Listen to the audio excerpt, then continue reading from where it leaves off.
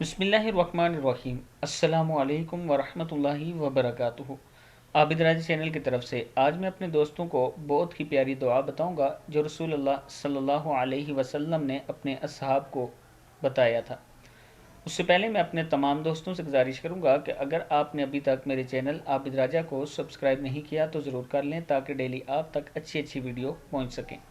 تو سٹارٹ کرتے ہیں۔ بسم اللہ الرحمن الرحیم۔ رسول اللہ صلی اللہ علیہ وسلم نے اپنے اصحاب سے فرمایا، میں تمہیں وہ چیز نہ بتاؤں، اگر کسی پر کوئی مصیبت اور آزمائش آ جائے تو وہ اسے پڑھے تو اس سے نجات مل جائے گی۔ وہ یونس علیہ السلام کی دعا ہے۔ دعا کیا ہے؟ بسم اللہ الرحمن الرحیم۔ لا الہ الا انت سبحانک انی کنت من الظالمین۔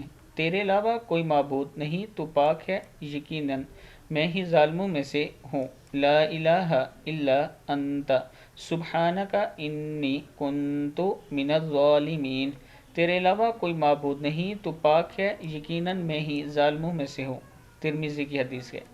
میں اپنے تمام دوستوں سے گزارش کروں گا کہ اس ویڈیو کو آپ نے آگے ضرور شیئر کرنا ہے۔ السلام علیکم ورحمۃ اللہ وبرکاتہ۔